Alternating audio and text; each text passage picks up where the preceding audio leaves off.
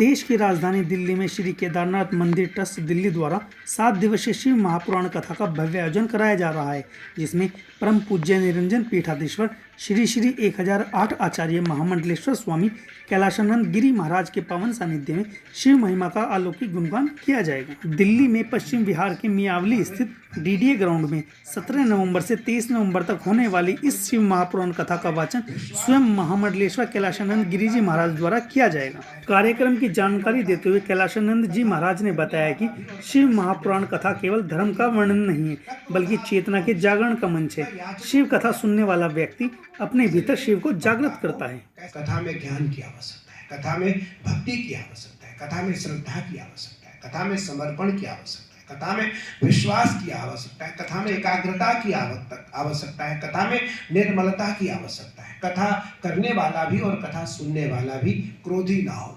न क्रोधात् भविष्यति न याचतुम न मया ज्ञाता।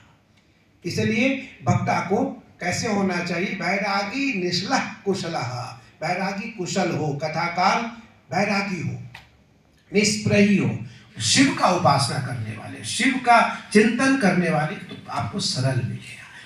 उसके अंदर जो शिव भक्त होगा, मैं तो बहुत छोटा सा उपासक हूँ, कई जन्मों से लगा हुआ हूँ। इस जन्म में 36 वर्ष हो गए, 49 साल की उम्र में 36 वर्ष हो गए महादेव की सेवा करते, पर अभी तक मुझे महादेव कभी एक क्षण के लिए भी प्राप्त नहीं हुए। और मुझे लगता है अभी मुझे 100 बार और आना होगा। हम कम से कम 100 बार महादेव और मुझे जन्म देंगे, अपनी सेवा में लगा करके रखेंगे, तब कहीं जाकर महादेव एक क्षण के लिए मुझे आत्मदर्शन कराएंगे। बार बार जन्म लेना चाहता हूँ और महादेव की सेवा करना चाहता हूँ, महादेव की सेवा करना चाहता हूँ। तो इस दिल्ली प्रांत के जो लोग हैं, दिल्ली के जो वासी हैं, मुझे लगता है उनके लिए बहुत ही महत्वपूर्ण दिन है। 16 तारीख से 23 तारीख तक बहुत ही महत्वपूर्ण दिन है और संपूर्ण शास्त्रीय परंपरा से पहली बार, क्योंकि आप यहाँ भारत के सभी श्रेष्ठ इलेक्ट्रॉनिक मीडिया, प्रिंट मीडिया के बड़े लोग बैठे हैं, मुझे लगता है आपने खूब कथा सुना, देखा, दिखाया, समझाया, समझा।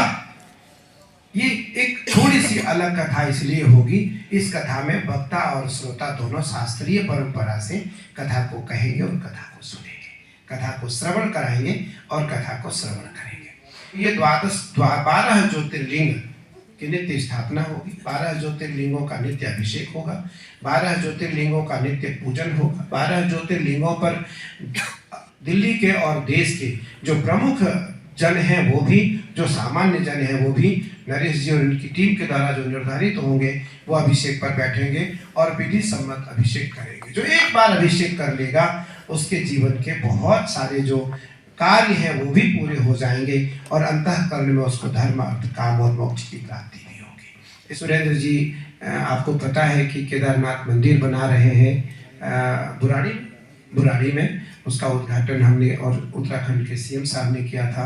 उस जगह पर 25 तारीख को शाम को 5:30 बजे, 5 बजे से 7:30 बजे तक सामूहिक दीक्षा का मेरा कार्यक्रम था, लेकिन 10,000 के आसपास लोगों को दीक्षा देने का अवसर आया तो संभव नहीं है, इसलिए कुछ सीमित संख्या में लोगों को मंत्र दीक्षा प्रदान की जाएगी। कार्यक्रम के मुख्य संरक्षक नरेश कुमार एरन ने कहा कि यह केवल एक आयोजन नहीं है, बल्कि आत्मा के जागरण की यात्रा है।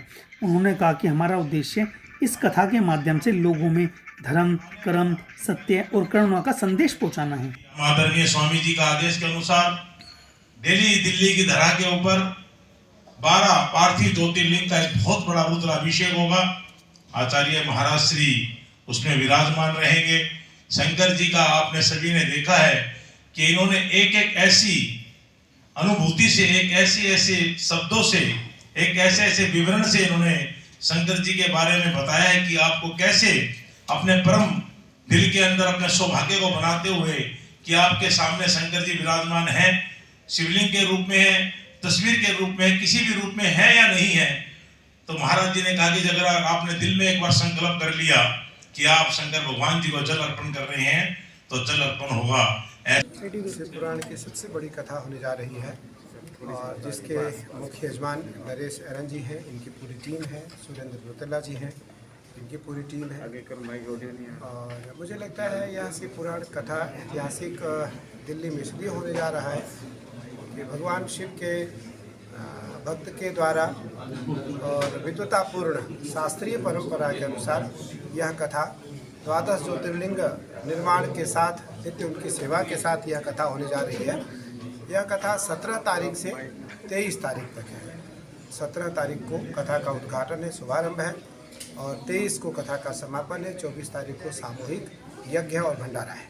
इस प्रकार से 8 दिवसीय 8 दिन का यह श्रीमद् शिव पुराण का विशाल आयोजन दिल्ली में होने जा रहा है। शिव पुराण क्योंकि पुराणों में सर्वश्रेष्ठ है और पुराणों में सबसे बड़ा पुराण है, इसके बाद इस कथा के जो संदेश पूरे देश और दुनिया में जाए वो सकारात्मक जाए, यह संदेश सकारात्मक हो और इस कथा का सकारात्मक स्वभाव घर घर में सनातनियों के घर में प्रवेश करे, पहुँचे। श्री केदारनाथ मंदिर ट्रस्ट दिल्ली के राष्ट्रीय अध्यक्ष सुरेंद्र रोतेला ने भी दिल्ली वासियों से कार्यक्रम की जानकारी साझा करते हुए शिव महापुराण कथा का श्रवण कर धार्मिक लाभ उठाने की अपील की है। सबसे महापुराण कथा है वो 17 नवंबर से 23 नवंबर तक दिल्ली के मियावली नगर में होने जा रही है।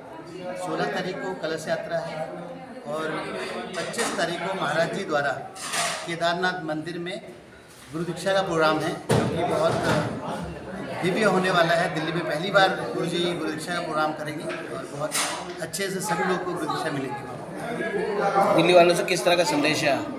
हम चाहते हैं कि पूरे दिल्ली वाले इस शिव महापुराण का कथा सुनने के लिए दिल्ली में के मियावली नगर में जरूर पहुँचे और महाराज जी का आशीर्वाद लें। और सभी से मैं निवेदन करूँगा, सभी सादर आमंत्रित करूँगा कि आप सब लोग इस कथा का श्रवण करें और महाराज जी का आशीर्वाद। का शंकर वहाँ महादेव जी के रूप में, क्योंकि उसका हमने जो रूप देना चाह रहे हैं, हम केदारनाथ धाम का रूप देना चाह रहे हैं, ताकि जो लोग केदारनाथ ना पहुँच सके वो केदारनाथ मंदिर में आके दर्शन कर लें।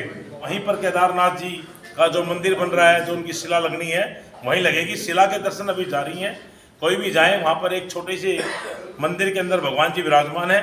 भगवान जी का रोज जलाभिषेक और घी से उनको अर्पण किया जाता है। और इसके बाद जिस दिन पूर्ण रूप से मंदिर बनकर तैयार हो जाएगा, उसको वहाँ पर स्थापित कर दिया जाएगा और उसके बाद सभी जनता आए और दर्शन करें।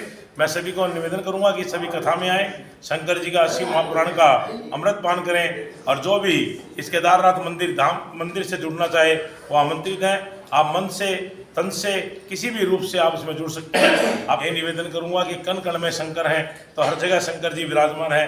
शंकर आदि हैं, शंकर अंत है, शंकर सृष्टि के रचिता है, सभी शंकर जी में विराजमान है।